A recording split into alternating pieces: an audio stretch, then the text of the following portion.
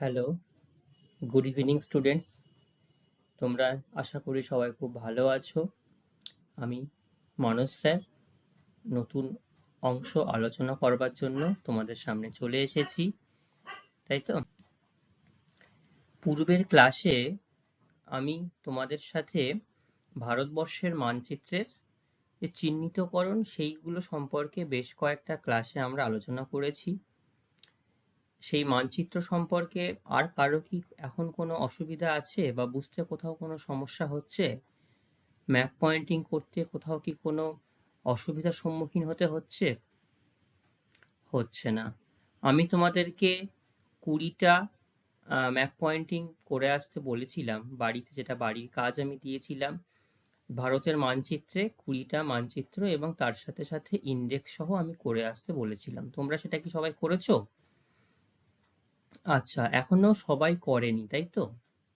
ঠিক আছে, আমি সবাইকে বলছি যে কোনো একজন, প্রত্যেকের যে কজন করেছো আর যারা যারা আজকে করে আনতে পারোনি, পরবর্তী ক্লাসে কিন্তু অবশ্যই করে আনতে হবে।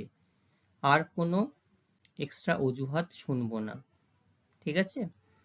সব যে কোনো একজন একজন উঠে এসো। আজকে যারা যারা ম্যাপ পয়েন্টিং করে এনেছো সেগুলো কালেক্ট করে এক জায়গায় রাখো, আমি সেটাকে দেখে নেব, ঠিক আছে? আচ্ছা, আজকে আমরা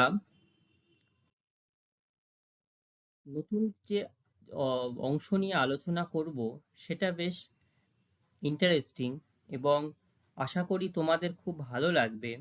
এই জন্যই বলছি, কারণ আমরা তো এই যে তোমাদের পাঠ্যসূচি, তোমরা দশম শ্রেণীর পাঠ্যসূচি অনুসারে অধ্যায় 5 নম্বর অধ্যায় তোমাদের শেষ হয়ে গেছে।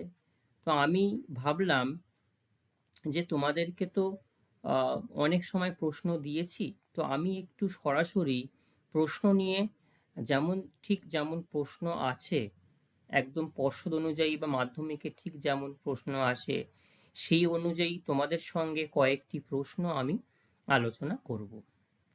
আচ্ছা, মাধ্যমিকের এখনো পর্যন্ত মাধ্যমিকের কোশ্চেন প্যাটার্ন কেমন হয় কোনো আইডিয়া নেই বা দেখোনি, এরকম কেউ কি আছো? এরকম কেউ নেই, সবাই দেখেছো। হ্যাঁ, তোমাদের 9 থেকেই কোশ্চেন প্যাটার্নটা একই থাকে, যেহেতু তোমাদের অভ্যাস হতে সুবিধা হয়, ঠিক আছে? আজকে আমরা আলোচনা করব এই দশম শ্রেণীর পাঠ্যসূচি অনুসারে পঞ্চম অধ্যায়ের তার প্রশ্নোত্তর সম্পর্কে আমরা আলোচনা করব। এবং যেহেতু অনেক প্রশ্ন আছে এবং বৃহৎ একটা অধ্যায়, সব থেকে বড় অধ্যায় তোমাদের ক্লাস 10-এর ভারতবর্ষ সম্পর্কে, আমাদের প্রিয় ভারতবর্ষ সম্পর্কে যতই জানি না কেন ততই কম জানা হয়ে থাকে, তবুও পাঠ্যসূচি অনুসারে যেটুকু রয়েছে আমরা সেটুকুই জানবো। এরপরে ধীরে ধীরে যে যেদিকে যাবে, বিভিন্ন উঁচু ক্লাসে গিয়ে বা বিভিন্ন তথ্য থেকে আরো তথ্য জানতে পারবে। আজকে আমরা আলোচনা করব সেটা হচ্ছে মাল্টিপল চয়েস কোশ্চেন, অর্থাৎ আমরা সংক্ষেপে কি বলি, এমসিকিউ টাইপস। আচ্ছা, কেউ আমাকে বলো তো, এই এমসিকিউ টাইপস এর প্রশ্নের মান কত থাকে? 1 নাম্বার করে থাকে। বলো তো কটি থাকে? 14টি থাকে। ভেরি গুড, তোমরা তাহলে একটু প্র্যাকটিস করেছো বা মনে আছে। আমি এখানে অলমোস্ট 40টার কাছাকাছি, 40টার বেশি এই শুধুমাত্র ভারতবর্ষের এই চ্যাপ্টার থেকে, অংশ থেকে এমসিকিউ টাইপ 40টার কাছাকাছি প্রশ্ন উত্তর আমরা আলোচনা করব। তো চলো, অনেকগুলো প্রশ্ন আছে, আমরা প্রশ্নগুলো আলোচনা করতে শুরু করি। তার আগে আমি দেখব তোমাদের, যে তোমরা এই প্রশ্নগুলো, তোমাদের তো হয়ে গেছে মোটামুটি, তোমরা অনেকটা আলোচনা শেষ হয়ে গেছে, তো তোমরা এখান থেকে কে কতটা কার প্রস্তুতি হয়েছে এই চ্যাপ্টার সম্পর্কে আমি একটু দেখব। প্রথম যে প্রশ্নটা আসছে সেটা, আচ্ছা তার আগে একটু বলে দিই, এখান থেকে 14টি প্রশ্ন আসে, প্রত্যেকটা প্রশ্নের মান হচ্ছে 1, মানে 1 নাম্বারের প্রশ্ন থাকে এগুলো। এবং এই 14টা প্রশ্নে আমরা কিন্তু চাইলেই যে কেউ 14 নাম্বার পেতে পারে। কোনোদিন কেউ ভেবে দেখেছো এটা? আচ্ছা, প্রত্যেককেই বলছি আমি, নির্দিষ্ট একজন বা দুজনকে নয়, প্রত্যেককেই বলছি তোমরা কিন্তু চেষ্টা করলে এখান থেকে 14টি প্রশ্নের মধ্যে 14টি প্রশ্নের সঠিক উত্তর দিয়ে এখান থেকে 14টি মার্কস পেতে পারো। এখানে তোমাকে আলাদা করে কিছু লিখতে হচ্ছে না, তুমি সঠিক উত্তরটি শুধু লিখবে এবং এখানে ছবি আঁকার নেই, অন্য কিছু এক্সট্রা কিছু লেখার নেই। তুমি সঠিক উত্তর লিখলে তুমি ফুল মার্কস পাবে, 14তে 14। যদি 14টা সঠিক উত্তর তুমি দিতে পারো তাহলে 14 মার্কস পেতে পারো। তার জন্য কি করতে হবে? তার জন্য টেক্সট বইটাকে থরলি পড়তে হবে, সুন্দরভাবে বুঝে বুঝে পড়তে হবে এবং আমরা কোন প্রশ্নের উত্তর পড়ছি বা কোন উত্তরটা কোন প্রশ্নের সেটা আমাকে জেনে বুঝে ভালোভাবে পড়তে হবে, বারংবার পড়তে হবে। একবার পড়লেই কিন্তু আমাদের সবটুকু মনে থাকবে না, ঠিক আছে? তো আমি তো তোমাদের এটা পড়িয়েছি, তাও আমি সেখান থেকে প্রশ্নগুলো অনুশীলন অনুযায়ী প্রশ্ন এবং নিজেও কিছু প্রশ্ন এখান থেকে আমি জড়ো করেছি। তো দেখা যাক তোমরা এর মধ্যে কতগুলো প্রশ্ন তোমরা নিজেরা উত্তর দিতে পারো এবং আমি সব প্রশ্নগুলো উত্তর তোমাদেরকে বলবো। আচ্ছা, প্রথম প্রশ্ন হচ্ছে, ভারতের ক্ষুদ্রতম অঙ্গরাজ্যের নাম কি? বলো কি? তোমরাই বলবে, আমি প্রশ্ন বলবো, তোমরাই উত্তর বলবে, যদি ভুল হয় আমি সেটাকে সঠিকটা বলবো। ভারতের ক্ষুদ্রতম অঙ্গরাজ্যের নাম হলো, 4টি অপশন আছে, সিকিম আছে, ত্রিপুরা আছে, গোয়া আছে, মিজোরাম আছে। সঠিক উত্তরটি হচ্ছে গোয়া। ভেরি গুড, যে বলেছে খুব সঠিক বলেছো, সঠিক উত্তর হচ্ছে গোয়া। ঠিক আছে। আচ্ছা, সিকিম কিসের জন্য বিখ্যাত বলো তো? জনসংখ্যার দিক থেকে সব থেকে কম হচ্ছে এই সিকিম। নিম্নলিখিত কোন রাজ্য ভেঙে তেলেঙ্গানা রাজ্যের সৃষ্টি হয়েছে? অপশন হচ্ছে মধ্যপ্রদেশ, অন্ধ্রপ্রদেশ, বিহার, উত্তরপ্রদেশ। বলো। অন্ধ্রপ্রদেশ। Very good. অন্ধ্রপ্রদেশ রাজ্য থেকেই নতুন রাজ্য হয়েছে তেলেঙ্গানা। ঠিক আছে। যখন নতুন রাজ্য সৃষ্টি হলো তখন দুটি রাজ্যেরই রাজধানীর নাম কি ছিল? হায়দ্রাবাদ। ঠিক আছে। এখন পরিবর্তন হয়ে গেছে, তেলেঙ্গানার হায়দ্রাবাদ হয়েছে, অন্ধ্রপ্রদেশের হয়েছে অমরাবতী। ঠিক আছে, মনে থাকবে সবার। পরবর্তী প্রশ্ন, ভারতের রাজ্য পুনর্গঠনের মূল ভিত্তি কি ছিল? ভাষা, ভূপ্রকৃতিগত সাদৃশ্য, খাদ্যের সাদৃশ্য, অর্থনৈতিক কাজের সাদৃশ্য। বলো। হ্যাঁ, ভারতের রাজ্য পুনর্গঠনের মূল ভিত্তি ছিল ভাষা। ঠিক আছে। দুই একজনই কিন্তু রেসপন্স করছে, আমি চাই সবার কাছ থেকে রেসপন্সটা আসুক। আচ্ছা, পরবর্তী প্রশ্ন হচ্ছে, ভারতের প্রায় মাঝখান দিয়ে যে অক্ষরেখা বিস্তৃত হয়েছে তা হলো, নিরক্ষরেখা বলছে, মকরক্রান্তি রেখা বলছে, মূলমধ্য রেখা আর কর্কট ক্রান্তি রেখা। বলো। কর্কট ক্রান্তি রেখা। আচ্ছা, এই কর্কট ক্রান্তি রেখার মান কত? 23.5 ডিগ্রি উত্তর। সবসময় কিন্তু উত্তর বলতে হবে, না হলে কিন্তু হবে না। আর মকরক্রান্তি রেখা 23.5 ডিগ্রি দক্ষিণ। নিরক্ষরেখার মান কত? 0 ডিগ্রি। বাহ, খুব ভালো। এরপরে হচ্ছে, কেন্দ্রশাসিত অঞ্চল লাদাখকে পৃথক করা হয়েছে কোন রাজ্য থেকে? ঠিক আছে। অনেকগুলো অপশন এখানে আছে, তেলেঙ্গানা, জম্মু কাশ্মীর, উত্তরাখণ্ড, ঝাড়খণ্ড, 4টি বলা হয়েছে। বলো। লাদাখ। লাদাখ কোথায় রয়েছে? একদম উত্তর প্রান্তে। কোন রাজ্য থেকে ভেঙে পৃথক করা হলো? জম্মু ও কাশ্মীর থেকে। ঠিক আছে, তাহলে সবার কাছে ক্লিয়ার হলো জম্মু কাশ্মীর। আচ্ছা, এবার বলা হচ্ছে, শিবালিক হিমালয়, এই শিবালিক হিমালয়ের পাদদেশীয় অঞ্চলে ক্ষুদ্র ক্ষুদ্র শিলাখণ্ড সঞ্চিত হয়ে যে সমভূমি গঠিত হয়েছে তাকে কি বলা হয়? কি বলা হয় বলো। হ্যাঁ, শিবালিক হিমালয়ের পাদদেশীয় অঞ্চলে ক্ষুদ্র ক্ষুদ্র শিলাখণ্ড সঞ্চিত হয়ে যে সমভূমি গঠিত হয়েছে তাকে 1 নম্বর অপশন খাদার, ভাঙ্গর, ভাবর আর বেট। বলো উত্তর কি হবে? উত্তর হবে ভাবর। ঠিক আছে। আর ভাঙ্গারটা কি? এই যে গঙ্গা সমভূমির প্রাচীন যে পলি গঠিত, সেটাকে আমরা বলবো ভাঙ্গার। আর নবীন পলিমাটি অঞ্চলকে বলবো আমরা খাদার। আর এই যে বলা হচ্ছে দেখো, ক্ষুদ্র ক্ষুদ্র শিলাখণ্ড সঞ্চিত হয়ে সমভূমি গঠিত করেছে, তখন আমরা তাকে বলবো ভাবর। ঠিক আছে, বোঝা গেল সবার? আচ্ছা, এরপরে বলা হচ্ছে শিবালিক ও অবহিমালয়ের মধ্যে অবস্থিত উপত্যকাকে কি বলা হয়? কি বলা হয়? হ্যাঁ, চারটে অপশন রয়েছে: ভাবর, খাদার, কারেওয়া আর দুন। বলো কি বলা হয়? দুন ইজ দ্য রাইট অ্যান্সার। ঠিক আছে, তাহলে শিবালিক ও অবহিমালয়ের মধ্যবর্তী অবস্থিত উপত্যকা বলে হচ্ছে। ঠিক আছে, উপত্যকাকে দুন বলা হয়। আচ্ছা বলো তো, এই দুনের সব থেকে বৃহত্তম উপত্যকা কোনটি? দেরাদুন। ভেরি গুড, তাহলে তোমাদের মনে আছে কিছু কিছু অংশ, তাই তো? আচ্ছা, এরপরে অংশে যে প্রশ্নগুলি আছে সেগুলি আমরা এবার আলোচনা করি। প্রথমেই বলা হচ্ছে ভারতে সর্বাধিক জলসেচ করা হয় যে পদ্ধতিতে, সেটি কি? কোন পদ্ধতিতে ভারতে জলসেচ করা হয়ে থাকে?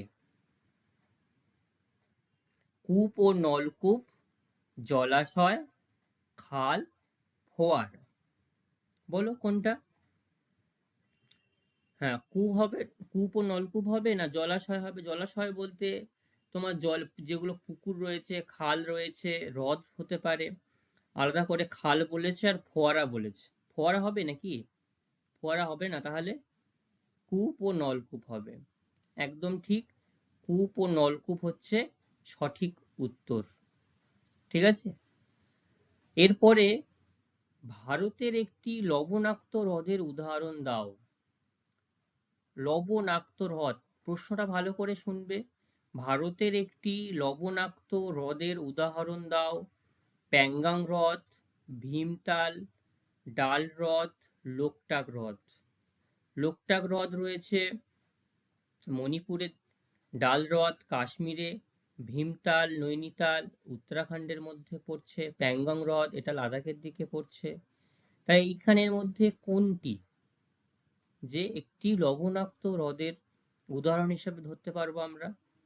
হ্যাঁ, লোকটাক হ্রদের জল সুপেয় মিষ্টি, ডাল হ্রদ মিষ্টি, ভীমতালের জলও মিষ্টি, তাহলে একটাই পড়ে থাকলো, সেটা হচ্ছে প্যাঙ্গং হ্রদ। ঠিক আছে, মনে থাকবে। আচ্ছা, গঙ্গা নদীর উৎস।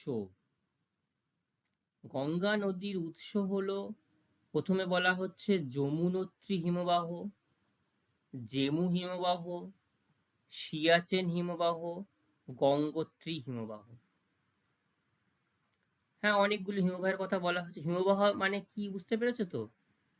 হ্যাঁ, তোমরা পড়ে এসছো প্রাকৃতিক অঞ্চল অংশে, যে বরফের যে বৃহৎ বৃহৎ আচ্ছাদন বা আস্তরণ চাদর ঢেকে থাকে, সেটাকে এখন হিমবাহ বলা হচ্ছে। এবং সেটা তোমার অভিকর্ষ ঢালের দিকে খুব ধীরে ধীরে ধীরে ধীরে অগ্রগতি হয়। যাই হোক, এখানে চারটি হিমবাহের কথা বলা হয়েছে: যমুনোত্রী, জেমু, সিয়াচেন, গঙ্গোত্রী। সঠিক উত্তর গঙ্গোত্রী হিমবাহ। গঙ্গোত্রী হিমবাহের কোথা থেকে বলো? গোমুখ গুহা থেকে এই গঙ্গা নদীর উৎস হয়েছে। ভারতের বৃহত্তম বহুমুখী নদী পরিকল্পনা কি? ভাকরানাঙ্গাল, দামোদর, রিহান্দ, হীরাকুদ। চারটি অপশন এখানে দেওয়া হয়েছে। বহুমুখী নদী পরিকল্পনাটা কি? যে একটা নদীকে আমরা বিভিন্ন উদ্দেশ্যে যখন ব্যবহার করতে পারি, অর্থাৎ বাঁধ দিয়ে জলাধার নির্মাণ করে পর্যটনের উদ্দেশ্যে বা মাছ চাষের জন্য, বন্যা নিয়ন্ত্রণ করবার জন্য, মূলত জলসেচ করবার জন্য, এবং সেইখানটাতে বাঁধ দিয়ে জলবিদ্যুৎ উৎপাদন করা যায়, জলাশয় থেকে জল নিয়ে তাপবিদ্যুতের কাজে লাগানো যায়, তাহলে এই উদ্দেশ্যে যে নদীকে কাজে লাগানো হয় সেই নদী পরিকল্পনাকেই আমরা বলবো বহুমুখী নদী পরিকল্পনা। তোমাদের মনে আছে আশা করি, আমাদের পশ্চিমবঙ্গে একটা বহুমুখী নদী পরিকল্পনা আছে, সেটা কি বলতো? ডিভিসি, দামোদর ভ্যালি কর্পোরেশনের দামোদর নদীর ওপরে বিভিন্ন জায়গায় বাঁধ দেওয়া হয়েছে, বড়াইয়া বা অন্য নদীর ওপরে। ঠিক আছে, তো এইখানটায় দেখো দামোদর নদী অপশন আছে, রিহান্দ রয়েছে, হীরাকুদ রয়েছে। কোনটা হবে বলো? ভাকরা নাঙ্গাল। ঠিক আছে, এই ভাকরা নাঙ্গাল হচ্ছে ভারতবর্ষের বৃহত্তম বহুমুখী নদী পরিকল্পনার উদাহরণ। ঠিক আছে, আর যদি তোমাকে শুধু বলে যে ভারতের একটি বহুমুখী নদী পরিকল্পনার উদাহরণ দাও, তুমি তখন এই দামোদর বলতে পারো অথবা ভাকরা নাঙ্গাল ও বলতে পারো। ঠিক আছে, কিন্তু এখানে উত্তর হবে ভাকরা নাঙ্গাল। এরপরে বলা হচ্ছে গোদাবরী ও কৃষ্ণা নদীর বদ্বীপের মাঝে অবস্থিত হ্রদের নাম। এটা কিন্তু খুব ইম্পর্টেন্ট প্রশ্ন। আচ্ছা, এখানটায় আমি যেটা বলছি না, বললে এত কিছু বললে আর প্রশ্নগুলো শেষ হবে না। দেখো প্রশ্নগুলোর পাশে এটা কোন সালের মাধ্যমিক পরীক্ষায় এসেছিল সেগুলো কিন্তু মেনশন করা রয়েছে, তোমরা সেগুলো একটু দেখে নেবে, তাহলে তোমাদের বুঝতে সুবিধাও হবে। যেটা আমি তোমাদের বারবার বলি 10 ইয়ার্স কথাটা বলি, সেই জন্যই এই প্রশ্নগুলো মাধ্যমিক পরীক্ষা কোন সালে এসেছে পাশে দেওয়া আছে ব্র্যাকেটের মধ্যে। আচ্ছা, এরপরে যেটা আমরা বলছিলাম, গোদাবরী ও কৃষ্ণা নদীর বদ্বীপের মাঝে অবস্থিত হ্রদের নাম কি? কোলেরু হ্রদ, পুলিকট হ্রদ, চিল্কা হ্রদ, ভেম্বনাথ। ভেম্বনাথ কি? কয়াল, তাই তো, দক্ষিণ ভারতে ভেম্বনাথ কয়াল, অষ্টমুদি কয়াল, তাহলে এটা হচ্ছে না। পুলিকট, এটাও হচ্ছে না। চিল্কা, চিল্কাটা উড়িষ্যায় পড়ছে, তাহলে সঠিক উত্তর হচ্ছে কোলেরু হ্রদ। ভারতের সর্ববৃহৎ নদী পরিকল্পনা, দেখো এখানে দুরকম ভাবে প্রশ্ন দেওয়া হয়েছে, একটা বহুমুখীর কথা বলা হয়েছে আর একটা নদী পরিকল্পনার কথা বলা হয়েছে। ঠিক আছে, তো নদী পরিকল্পনা এটাও সর্ববৃহৎ, এটা এক্ষেত্রেও আমার উত্তর হবে একই, ভাকরা নাঙ্গাল। ঠিক আছে, ভাকরা নাঙ্গাল এক্ষেত্রেও আমার উত্তর, যেটা হচ্ছে সর্ববৃহৎ নদী পরিকল্পনা, তার নাম হচ্ছে ভাকরা নাঙ্গাল নদী পরিকল্পনা। ঠিক আছে, হ্যাঁ, এরপরে ভারতের পশ্চিমী ঝঞ্ঝা, অর্থাৎ যেটাকে ওয়েস্টার্ন ডিস্টারবেন্স বলা হয়, পশ্চিমী ঝঞ্ঝা কখন দেখা যায়? গ্রীষ্মকালে, শরৎকালে, বর্ষাকালে, শীতকালে। চারটি অপশন রয়েছে। গ্রীষ্মকালে কি হয় পশ্চিমী ঝঞ্ঝা? হয় না। শরৎকালে, শরৎকালেও হয় না। বর্ষাকালে মৌসুমী বায়ু আসে। তাহলে পড়ে থাকলো কি? শীতকালে। শীতকালেই কিন্তু আমাদের এখানটাতে তোমার এই পশ্চিমী ঝঞ্ঝা দেখা যায় ভূমধ্যসাগরীয় অঞ্চলে, তখন ভূমধ্যসাগরীয় জলবায়ুর প্রভাবে আমাদের পশ্চিমী ঝঞ্ঝা দেখা যায়, অর্থাৎ পশ্চিম অঞ্চলে, যেটা গুজরাট, রাজস্থান, মহারাষ্ট্র এই অংশে কিন্তু পশ্চিমী ঝঞ্ঝা লক্ষ্য করা যায় শীতকালে, এবং এর প্রভাবে অল্প পরিমাণ কিছু বৃষ্টিপাত হয়। ঠিক আছে, মৌসুমী বিস্ফোরণ প্রথমে দেখা যায় কোথায়? অর্থাৎ এই সময় মৌসুমী বায়ু ভারতবর্ষে প্রবেশ করে, এবং যখন প্রবেশ করে তখন ভারতবর্ষে যখন স্থলভাগের মধ্যে প্রবেশ করে তখন ব্যাপক পরিমাণে বৃষ্টিপাত হতে দেখা যায়, তখন মৌসুমী বিস্ফোরণ বলা হয়। ঠিক আছে, তো এখানে অপশন যেগুলো দিয়েছে, কেরলে, কর্ণাটকে, মেঘালয়ে, পশ্চিমবঙ্গে। মৌসুমী বায়ু কোন অংশ দিয়ে প্রবেশ করে? দক্ষিণ ভারত দিয়ে প্রবেশ করে। তাহলে কেরল হচ্ছে দক্ষিণ ভারতে রয়েছে, কর্ণাটকও দক্ষিণ ভারতের, কর্ণাটক আবার কি বলবো, পুরোটা দক্ষিণ নয়, পশ্চিম দক্ষিণ বলবো। মেঘালয়, মেঘালয় পূর্ব দিকে, এখানে হওয়ার সম্ভাবনা নেই। পশ্চিমবঙ্গ, এখানে হওয়ার সম্ভাবনাও নেই। তাহলে একদম দক্ষিণে কেরলে, তাহলে এখানটার সঠিক উত্তর হবে কেরল। কেরলে হচ্ছে মৌসুমী বিস্ফোরণ প্রথমে দেখা যায়। এখানে যদি কেরল ছাড়া আরো একটি অপশন থাকতো, আন্দামান ও নিকোবর দ্বীপপুঞ্জ, তখনও কিন্তু আমরা সেটিকে বলতে পারতাম। ঠিক আছে, তো এখানে যেহেতু আন্দামান নিকোবর দ্বীপপুঞ্জের অপশন নেই, তো আমরা কেরলটাই সঠিক উত্তর হিসাবে বেছে নেব। ঠিক আছে, বোঝা যাচ্ছে সবার? এখান থেকে কারোর কি কোথাও বুঝতে অসুবিধা হচ্ছে? আচ্ছা, দেখো এরপরে যে প্রশ্নগুলো এসছে সেগুলো বলা হচ্ছে যে প্রথম যে প্রশ্ন আছে, ল্যাটেরাইট মৃত্তিকা দেখা যায় নিম্নলিখিত কোন অঞ্চলে? গাঙ্গেয় সমভূমি অঞ্চলে, পশ্চিম ঘাট পর্বতের পশ্চিম ঢালে, সুন্দরবন, আর বলছে মরু অঞ্চল। আমাকে বলো গাঙ্গেয় সমভূমি অঞ্চলে কি ধরনের মৃত্তিকা দেখা যায়? পলি মাটি। আচ্ছা, সুন্দরবন অঞ্চলে কি মৃত্তিকা দেখা যায়? জোয়ার ভাটার জলে পৃষ্ঠ লবণাক্ত মৃত্তিকা। মরু অঞ্চলে মরু মৃত্তিকা দেখা যায়। তাহলে এই পশ্চিমঘাট পর্বতের পশ্চিম ঢাল হচ্ছে সঠিক উত্তর। এইখানটাতেই ল্যাটেরাইট মৃত্তিকা দেখতে পাওয়া যায়। ঠিক আছে, বোঝা যাচ্ছে তো?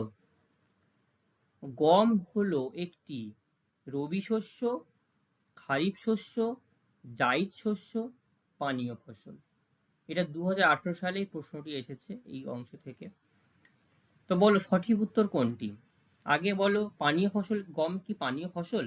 তাহলে এটা একদমই হচ্ছে না, সম্পূর্ণ অপশনটাই বাদ। খারিফ শস্য, রবি শস্য, জাইদ শস্য। তাহলে আগে বলো খারিফ শস্য কোনটা? বর্ষাকালে বর্ষার জলে চাষ করা হয়, ঠিক আছে, এটাকে বলা হচ্ছে খারিফ শস্য। জাইদ শস্য, এটাকে গ্রীষ্মকালে চাষ করা হয়, জাইদ শস্য। আর গম, আমাদের এখানে গম কখন চাষ করা হয় বলো? শীতকালীন গম চাষ করা হয়। তাহলে শীতকালে যে ফসল চাষ করা হয় সেটা হচ্ছে রবি শস্য। তাহলে এইখানটাতে আমাদের সঠিক উত্তর হবে রবি শস্য। ঠিক আছে, আচ্ছা। এরপরে বলা হচ্ছে যে অঞ্চলে চন্দন গাছ, চন্দন গাছের নাম শুনেছো? হ্যাঁ, চন্দন, যেটা যেটা নিয়ে সিনেমাও হয়েছে, তোমাদের বললে সবচেয়ে ভালো বুঝতে পারবে। কি সিনেমা বলো তো? পুষ্পা, যেটা দক্ষিণ ভারতের সিনেমা একজন সুপারস্টার করেছে আল্লু অর্জুন। তো এই চন্দন গাছ, লাল চন্দন, এটা ভীষণ বিখ্যাত এবং এর দামও প্রচুর। তো এতটাই দাম বেশি বলে চোরা শিকারীরা এটাকে নিয়ে, যেহেতু সরকার দ্বারা এটাকে একটা নির্দিষ্ট আইন করে চোরা শিকারি বন্ধ করে রেখেছে, তো তারা চুরি করে, যাদের চুরি করে তারা সেগুলো বিভিন্ন জায়গায় বিক্রি করে। যাই হোক, সেই চন্দন গাছ এবং আমাদেরও বিভিন্ন কাজে লাগে। দেখবে যে আমাদের পূজার সময় চন্দন কাঠ বলে, চন্দন কাঠ আছে, চন্দন কাঠ ঘষে আমরা সেখান থেকে একটা কাজে লাগানো হয় আমাদের। তো সেই চন্দন গাছের কথা বলা হয়েছে। এই চন্দন গাছ জন্মায় যে অঞ্চলে, সেটা কোন অঞ্চল হবে? ক্রান্তীয় চিরহরিত উদ্ভিদ হবে, ক্রান্তীয় পর্ণমোচী উদ্ভিদ হবে, ক্রান্তীয় মরু উদ্ভিদ হবে, সরলবর্গীয় উদ্ভিদ হবে। ক্রান্তীয় চিরহরিত উদ্ভিদ কোনটা? হ্যাঁ, ক্রান্তীয় অঞ্চলে সারা বছর গাছের পাতা সবুজ থাকে। ক্রান্তীয় পর্ণমোচী কোনটা? ক্রান্তীয় পর্ণমোচী অর্থাৎ গাছের পাতা সময়ে সময়ে ঝরিয়ে ফেলে। পর্ণমোচী অর্থাৎ পর্ণ মানে পাতা, মোচী মানে ফেলে দেয়, মোচন করে। ক্রান্তীয় মরু উদ্ভিদ অর্থাৎ মরু অঞ্চলের যে কাঁটা, ঝোপঝাড়, গুল্ম জাতীয় উদ্ভিদ। সরলবর্গীয় উদ্ভিদ আমরা মূলত দেখতে পাই পাহাড়ি অঞ্চলে, নরম কাঠের যে সরলবর্গীয় উদ্ভিদ। তো সঠিক উত্তর কোনটা? সঠিক উত্তর হবে ক্রান্তীয় পর্ণমোচী উদ্ভিদ। চন্দন গাছের যদি হিসাবে দেখা যায় তাহলে সেটা হবে ক্রান্তীয় পর্ণমোচী ধরনের উদ্ভিদ হচ্ছে চন্দন গাছ। সামুদ্রিক লবণাক্ত বাতাসের প্রয়োজন কোন চাষের ক্ষেত্রে দরকার হয়? ইক্ষু চাষ, চা চাষ, পাট চাষ, কফি চাষ। তোমরা বলো কোনটা মনে হচ্ছে? চা চাষ? চা কোথায় চাষ হয় বলো? পাহাড়ি অঞ্চলে। তাহলে সমুদ্রে বাতাসের প্রয়োজন হচ্ছে না। পাট চাষ হয় মূলত গাঙ্গেয় সমভূমির যে পলিগঠিত অঞ্চল রয়েছে সেখানটাতে, সেখানেও সমুদ্রের আবহাওয়া লাগছে না। কফি চাষও বাড়তে গেলে সমুদ্রের বাতাস লাগে না, লাগে হচ্ছে ইক্ষু চাষ। দেখবে ইক্ষু চাষের যেখানটাতে জলবায়ুর অংশ আছে, সেই জলবায়ুর অংশের মধ্যে আলাদাভাবেই পয়েন্ট করে বলে দেওয়া হয়েছে সামুদ্রিক বাতাসের কথা। ঠিক আছে? আচ্ছা, এরপরে হচ্ছে ভারতের কেন্দ্রীয় কফি গবেষণাগার অবস্থিত। ভারতের কোথায় এই কেন্দ্রীয় কফি গবেষণাগার? কফি গবেষণাগারে কি হয়, যে কফির কিভাবে আরো উচ্চ ফলনশীল চাষ করা যাবে, আরো কিভাবে তার ফলন বাড়ানো যাবে, এইগুলো সেখানে মূলত ইয়ে হয়। এবং কীটনাশকও যাতে কফি গাছের কীট যাতে ক্ষতি না করতে পারে, বিভিন্ন ধরনের উন্নত মানের কীটনাশক। তো বিভিন্ন কারণে কফি সম্পর্কিত যা গবেষণা, এই গবেষণা কেন্দ্রে করা হয়। একটা বলছে জোরহাট, সেটা অসমে অবস্থিত, বেঙ্গালুরু কর্ণাটকে, চিকমাগালুর এটাও কর্ণাটকে, আর বলছে কোয়েম্বাটুর তামিলনাড়ু। তোমাদের কোনটা মনে হচ্ছে বলো কেন্দ্রীয় কফি গবেষণাগার? চিকমাগালুর হচ্ছে কেন্দ্রীয় কফি গবেষণাগার কেন্দ্র। ঠিক আছে, এরপরে পশ্চিমবঙ্গে পেট্রোকেমিক্যাল শিল্প কেন্দ্র অবস্থিত। আমাদের পশ্চিমবঙ্গের কথাই বলা হচ্ছে, পশ্চিমবঙ্গের কোথায় পেট্রোকেমিক্যাল শিল্প কেন্দ্র লক্ষ্য করা যায়? জুনপুট, কলকাতা, শঙ্করপুর, হলদিয়া।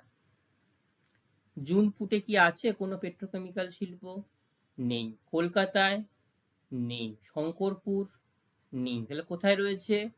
হলদিয়াতে। হলদিয়াতে রয়েছে পশ্চিমবঙ্গের সর্বাধিক উল্লেখযোগ্য শিল্পের মধ্যে একটি, যে পেট্রোকেমিক্যাল শিল্প কেন্দ্র। পশ্চিমবঙ্গের সর্বাধিক গুরুত্বপূর্ণ তথ্য প্রযুক্তি শিল্প কেন্দ্র, এর জন্য কি অপশনের প্রয়োজন রয়েছে বলো? সেক্টর 5। কোথায়? সল্টলেক সেক্টর 5। Very good. আচ্ছা, ভারতের আদমশুমারি অনুযায়ী একটি শহরে ন্যূনতম জনসংখ্যা হলো কত? জনসংখ্যা হলে, অর্থাৎ আদমশুমারি মানে 2000 বলবো না, আমাদের মূলত শহরের যে ডেফিনেশন দেওয়া হয়েছে, যে এই পরিমাণ জনসংখ্যা বা জনঘনত্ব প্রতি বর্গ কিমিতে এতজন হলে সেই অঞ্চলটাকে আমরা শহর বলে চিহ্নিত করতে পারবো। এখানে দেখো চারটি অপশন দেওয়া হয়েছে: 4000, 5000, 6000 এবং 7000। তো তোমাদের কোনটি সঠিক উত্তর বলে মনে হচ্ছে? হ্যাঁ বলো। 5000, তাই তো? একদম সঠিক, 5000 হচ্ছে সঠিক উত্তর। তাহলে উত্তর দাঁড়ালো, ভারতের আদমশুমারি অনুযায়ী একটি শহরের ন্যূনতম জনসংখ্যা 5000 জন হতে হবে। ঠিক আছে, 5000 জন হলে সেই অঞ্চলকে আমরা শহর বলতে পারবো। আচ্ছা, এরপরে হ্যাঁ আমি তোমাদের বললাম প্রায় 40টার কাছাকাছি। তোমাদের কি এই যে প্রশ্ন উত্তরগুলো বলছি তোমাদের ভালো লাগছে? আচ্ছা, এগুলো কিন্তু তোমাদের ভীষণ কাজে লাগবে। এই প্রশ্নগুলোকে তোমরা ভালোভাবে নোট ডাউন করছো এবং প্রত্যেকটা নোট ডাউন করে নাও। এগুলো বাড়িতে একবার করে পড়বে, দেখবে খুব ভালোভাবে মনে থাকবে। ঠিক আছে, বারবার করে পড়লে ভালো করে মনে থাকবে এবং পরীক্ষার সময় কোনো অসুবিধা হবে না। আচ্ছা, এরপরে বলা হচ্ছে ভারতের বৃহত্তম বন্দর শহর। তাহলে বলছে এমন একটা জায়গার নাম বলো যেখানে বন্দর রয়েছে এবং সেই একই নামে শহরও রয়েছে, যেটা ভারতবর্ষের বৃহত্তম বন্দর শহর হিসাবে আমরা চিনি। হলদিয়া। হলদিয়া পশ্চিমবঙ্গের অতটা বৃহৎ, যতটা বৃহৎ বলা হচ্ছে উত্তর চেয়েছে ততটা বৃহৎ নয়। হলদিয়া গেল। চেন্নাই কিন্তু একটি বন্দর, কিন্তু চেন্নাইতে সেই পরিমাণ জনসংখ্যা নেই। কলকাতাও একটি বন্দর, কিন্তু সব থেকে বেশি বৃহত্তম বড় শহর হচ্ছে মুম্বাই, যেখানে বন্দর শহর দুটোই লক্ষ্য করা যাচ্ছে, মুম্বাই। ঠিক আছে।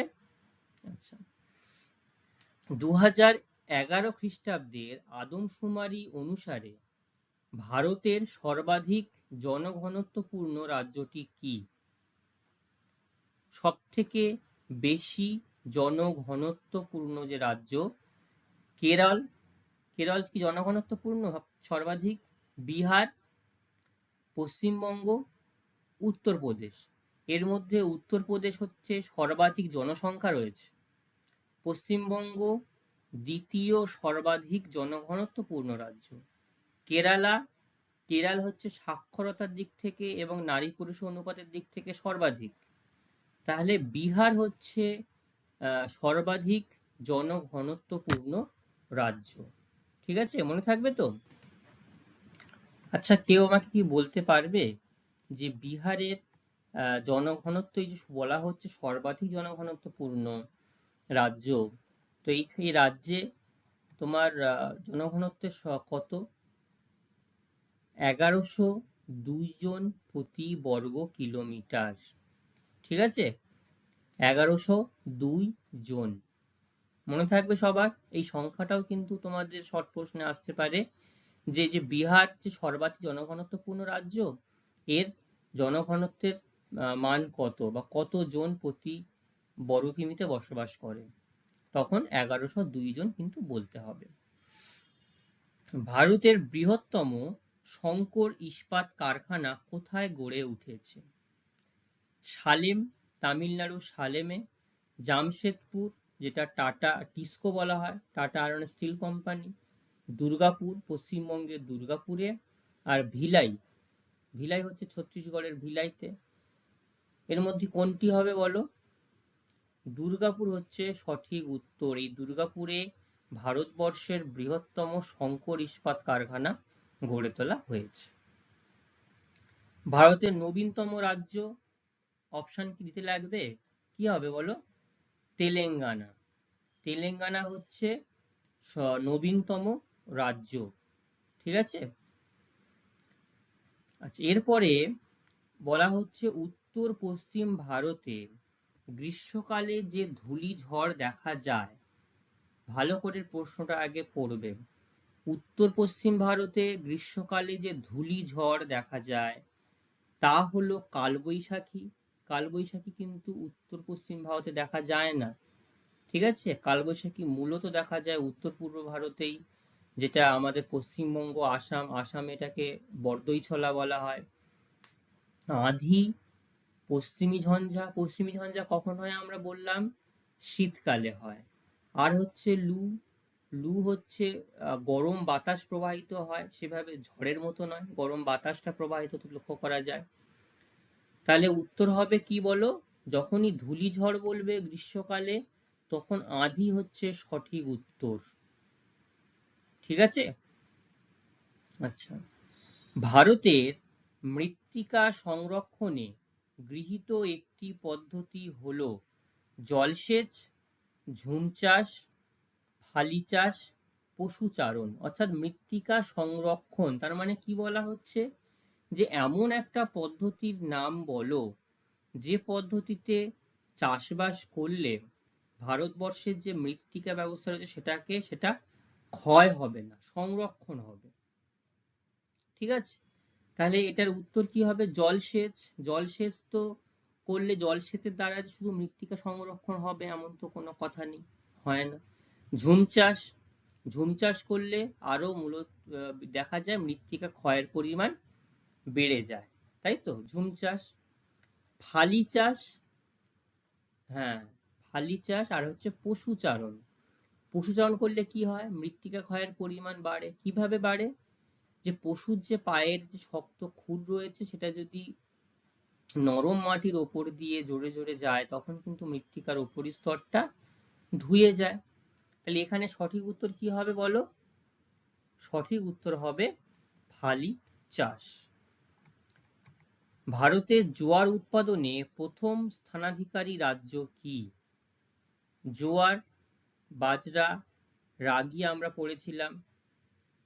ঠিক আছে, তো এখানটাতে সর্বাধিক জোয়ার উৎপাদনে সর্বাধিক প্রথম স্থান থেকে রাজ্য হচ্ছে, উত্তরটা হবে মহারাষ্ট্র। এখানে আরো অপশন ছিল উত্তরপ্রদেশ, বিহার, পশ্চিমবঙ্গ। বিহার পশ্চিমবঙ্গে সেই অর্থে এই জোয়ার বাজরা চাষ হয় না, বা মিলেট, যেটা একত্রে মিলেট বলা হয়, সেরকম হয় না।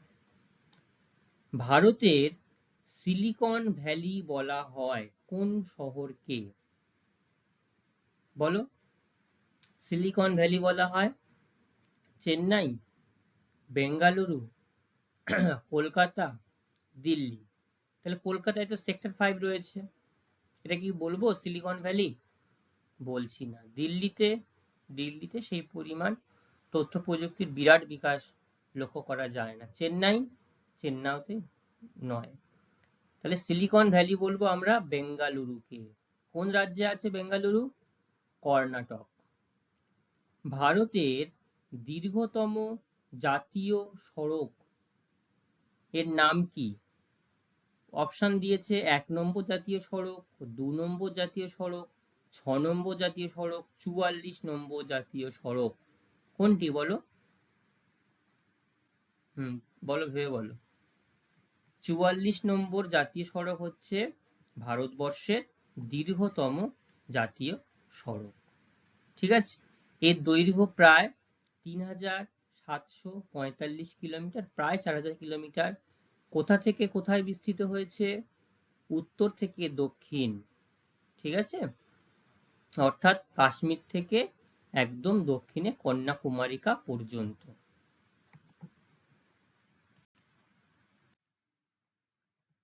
আচ্ছা, এটাই আমাদের শেষ অংশ প্রশ্ন উত্তর আলোচনা। দেখো এখানটাতে প্রথমে যেগুলো বলা হচ্ছে সেগুলো হচ্ছে, বলছে ভারতে হেক্টর প্রতি ধান উৎপাদনে প্রথম স্থানাধিকারী রাজ্যের নাম কি? হ্যাঁ, ভালো করে প্রশ্নটা পড়বে। হেক্টর প্রতি, অর্থাৎ হেক্টর প্রতি সব থেকে বেশি ধান কোথায় উৎপাদন হয়? পশ্চিমবঙ্গ, উত্তরপ্রদেশ, পাঞ্জাব, অন্ধ্রপ্রদেশ। সঠিক উত্তর হবে পাঞ্জাব। লৌহ ইস্পাত শিল্পের প্রয়োজনীয় কাঁচামাল কি কি লাগে বলো? লৌহ আকরিক লাগে, কয়লা লাগে, ম্যাঙ্গানিজ লাগে, চুনাপাথর লাগে, ডলোমাইট লাগে। তাহলে সবকটি অপশনই রয়েছে আমার, তাহলে সঠিক উত্তর হবে সবগুলি প্রযোজ্য। সেই জন্য বলছি বারবার করে 4টি অপশন এবং প্রশ্নের সঠিক উত্তর কি চেয়েছে সবটা ভালো করে পড়বে, তারপরেই কিন্তু উত্তরটা নির্বাচন করবে। বলছে 2011 খ্রিস্টাব্দের আদমশুমারি অনুসারে ভারতের মহানগরের সংখ্যা কয়টি? 55টি, 53টি, 51টি, 49টি। বলো কটি? 53টি হচ্ছে মহানগরের সংখ্যা 2011 সাল অনুযায়ী। এরপরে উত্তরে শ্রীনগর থেকে দক্ষিণে কন্যাকুমারিকাকে যুক্ত করার জন্য দ্রুতগামী সড়ক যোগাযোগের যে পরিকল্পনার নাম দেওয়া হয়েছে তার নাম কি? পূর্ব পশ্চিম করিডর। এটা কি হচ্ছে, মিলছে? বলা হলো উত্তর, কিন্তু অপশনে দিয়েছে পূর্ব পশ্চিম, তাহলে হচ্ছে না। সোনালী চতুর্ভুজ, হচ্ছে না। সোনালী চতুর্ভুজ কোনটা বলো? ভারতের প্রধান যে 4টি শহর, মুম্বাই, কলকাতা, চেন্নাই আর দিল্লি, এই 4টি শহরকে একসঙ্গে যেটা একটা রাস্তা দিয়ে জোড়ছে সেটা সোনালী চতুর্ভুজ বলা হচ্ছে। উত্তর দক্ষিণ করিডর আর বলা হচ্ছে উত্তর মধ্য করিডর। তাহলে দক্ষিণ পর্যন্ত গেছে, উত্তর থেকে দক্ষিণ, সঠিক উত্তর হবে উত্তর দক্ষিণ করিডর। ভারতের একটি আগ্নেয় দ্বীপ কি বলতো? আগ্নেয় দ্বীপ ব্যারেন, লক্ষদ্বীপ, লিটল আন্দামান আর নিকোবর। উত্তর হবে কি? ব্যারেন। ব্যারেন আর নারকন্ডাম আন্দামানে 2টি দ্বীপ, তার মধ্যে একটি হচ্ছে ব্যারেন। ভারতের জলবায়ু কি প্রকৃতির? এটার আমি অপশন দেব না, উত্তর কে বলতে পারবে? ভারতের জলবায়ু হচ্ছে মৌসুমী প্রকৃতির। ঠিক আছে, মনে থাকবে সবার, সবাই জানো। ভারতের অধিকাংশ অঞ্চলের মাটি হলো লাল মাটি, কালো মাটি, পলি মাটি, ল্যাটেরাইট মাটি। বলো। ভারতের অধিকাংশ অঞ্চলের মাটি হবে পলি মাটি। Very good. মেহগনি একটি কি ধরনের উদ্ভিদ? চিরহরিৎ, পর্ণমোচী, সরলবর্গীয়, মরু। মেহগনি কোন অঞ্চলে দেখতে পাওয়া যায়? চিরহরিত অরণ্যে, অর্থাৎ গাছের পাতা সারা বছর সবুজ থাকে, সেজন্য চিরহরিত। ভারতের প্রধান তন্তু ফসল ধান, পাট, চা, তুলো। তো প্রধান তন্তু ফসল তাহলে কি হবে? তুলো হচ্ছে প্রধান তন্তু ফসল। ঠিক আছে। কৃষিতে আধুনিক প্রযুক্তির ব্যবহার খুব বেশি, অর্থাৎ আমাদের ভারতবর্ষের মধ্যে গুজরাট, কর্ণাটক, পাঞ্জাব, জম্মু কাশ্মীর। আচ্ছা, এই যে 4টি রাজ্যের কথা বলা হলো, বলো তো কোন রাজ্যে সবুজ বিপ্লবে সব থেকে বেশি ফলাফল বা প্রভাব লক্ষ্য করতে পারি আমরা? পাঞ্জাব, তাই তো? একদম সঠিক। সেই জন্য যেহেতু সবুজ বিপ্লবের ফলাফল এখানে বেশি, তাই সবুজ বিপ্লবের সাফল্য হিসাবে এখানেই আধুনিক প্রযুক্তির ব্যবহারও বেশি। এই পাঞ্জাব হচ্ছে সঠিক উত্তর। মোট জনসংখ্যায় পৃথিবীতে ভারতের স্থান কত? অর্থাৎ 2011 সাল অনুযায়ী ভারতের জনসংখ্যা পৃথিবীতে কততম স্থান অধিকার করে? কত বলো? প্রথম হচ্ছে চীন, দ্বিতীয় হচ্ছে ভারত। বিশুদ্ধ শ্রেণীর কাঁচামাল ভিত্তিক শিল্প হলো লৌহ ইস্পাত শিল্প, বস্ত্রবয়ন শিল্প, মোটরগাড়ি শিল্প, তথ্য প্রযুক্তি শিল্প। তাহলে লৌহ ইস্পাত শিল্প কিন্তু বিশুদ্ধ শ্রেণীর নয়, অর্থাৎ এখানে যে পরিমাণ কাঁচামাল দেওয়া হয় তার অনেক কম পরিমাণ শিল্প উৎপাদিত দ্রব্য আমরা পাই। বস্ত্রবয়ন শিল্প, আমরা যে পরিমাণ কাঁচামাল দিই, ঠিক আছে, বা কাজে লাগাই, একই পরিমাণ আমরা উৎপাদিত দ্রব্য এখান থেকে পাই। মোটর গাড়ি, এটা হলো লৌহ ইস্পাত শিল্পের উপর নির্ভর করে গড়ে উঠেছে। তথ্য প্রযুক্তি শিল্প, এটা হচ্ছে মেধা শিল্প এবং বিভিন্ন তথ্য প্রযুক্তির উপর নির্ভর করে। তাহলে সঠিক উত্তর হবে বস্ত্র বয়ন শিল্প। ঠিক আছে। তাহলে এই যে দেখো প্রায় 44টা এমসিকিউ প্রশ্ন আমি তোমাদের সামনে আলোচনা করলাম।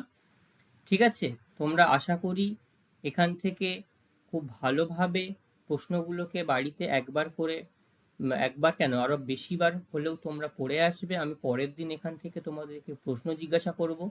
ঠিক আছে। আচ্ছা, আমাদের এমসিকিউ প্রশ্ন এই অবধি থাকবে। পরবর্তীতে আমাদের আরো যে 1 নম্বরের যে প্রশ্নগুলো রয়েছে, সঠিক উত্তর বা সত্য মিথ্যা, এগুলো আমরা, এবং ফিল ইন দ্য ব্ল্যাঙ্কস, এগুলো আমরা পরবর্তী ক্লাসে পরপর আলোচনা করব। আজকের ক্লাস এই পর্যন্তই থাকবে। সবাই খুব ভালো থাকবে। Thank you.